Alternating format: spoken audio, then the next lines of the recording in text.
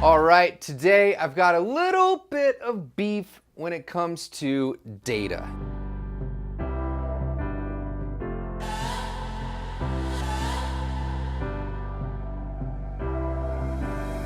As a behavioral science enthusiast and a behavior analyst certified and such, it may seem a little appalling, but hear me out. I have 3 reasons. 1, the definition and misunderstanding of what actually constitutes data. 2, its reliance on being the only real backbone of communication of what our field has to offer. And lastly, the stagnant views on the standards of data. The backbone of behavior analysis lies in this effectiveness, database decision-making, and empirical nature of our science. Our data and our practices of taking a functional approach to behavior are key when it comes to the effectiveness of behavioral technologies. There's pretty strong evidence that a story can carry much further than just the data alone.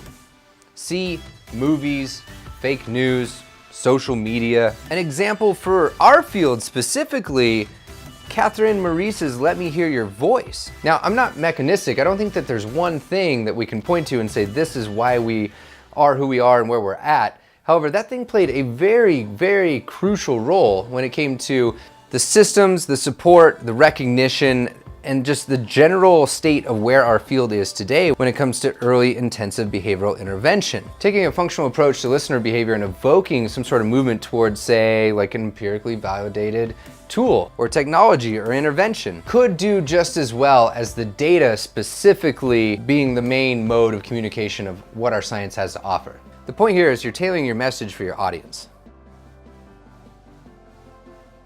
So this is the definition from Google. You can find many of them that are very similar in this nature. They're all pretty similar. They rely on numbers and they focus on numbers typically. Now these are just symbols. They're language at the end of the day. Mathematics is a type of language, just like English, just like any other language that's out there. And we have to realize that our language only gets us so far when it comes to those actual natural events that we're trying to describe. An example, we always have numbers and labels when it comes to our axes on our graphs, right?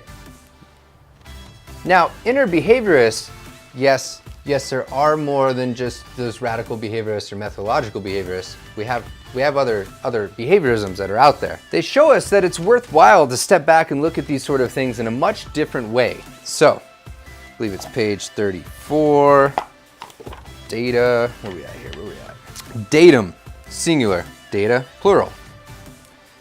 Refer to the events that are available for scientific observation and analysis. Break it? Just broke the spine. I see no reference to numbers at all. But if you look up the standard definitions and what's out there, it's always relying on statistics, information, and essentially numbers are pretty much the only thing that shows up at the end of the day. And I'll try to bring that into the next point as to why that matters. As science develops, we risk compartmentalizing and placing emphasis on certain ways in which we do things, and we start to think of these sort of things as truth or the way that things are done, and this can be a very, very scary place. There's certain standards in our field that are typically held up that we don't oftentimes question all the time.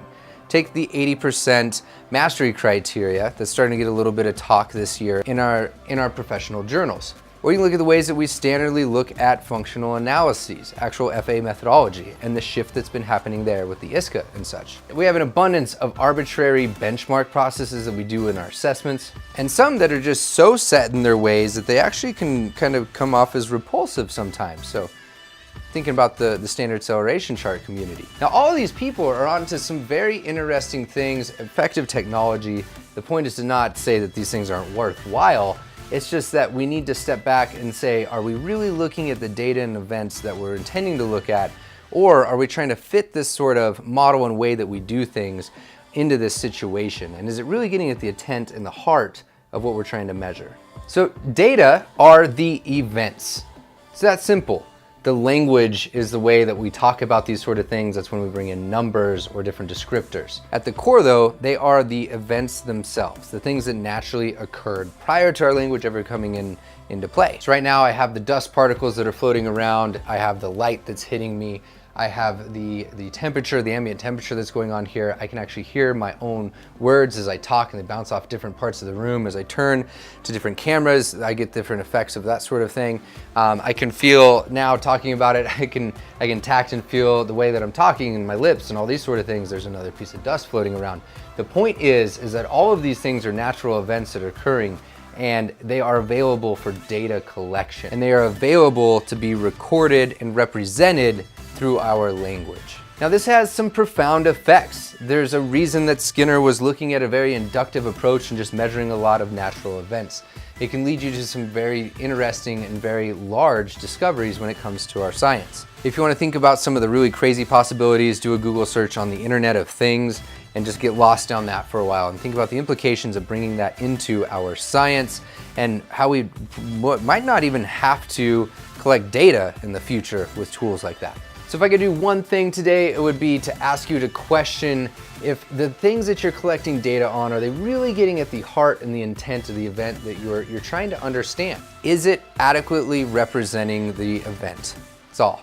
Now, we can't step back and lose sight of the empirical body and the nature of our science. I'm not asking you to do that by any means. That is what allows us to be so effective, and it is a great direction. Just a little self-awareness on stepping back and looking at the things that are around us that are available. One of my biggest professional fears is waking up and feeling as if I've been stagnant for a day, a year, a week, a month, a decade, any of that. And so when I see things like some new technologies that come out where we're just taking a paper process and putting them onto some sort of electronic device like a tablet, I question, are we really leveraging this technology to get at the events that we're really interested at the end of the day? Now I pass a question off to you. What do you think? Let me know below. And so if you're into this, do me a favor, please like, share. It actually makes a huge, huge difference. Comment below, lets me know that you're into this content, and tomorrow I'll be back with something related to behavioral science. Hope you enjoyed it. That's your Daily BA.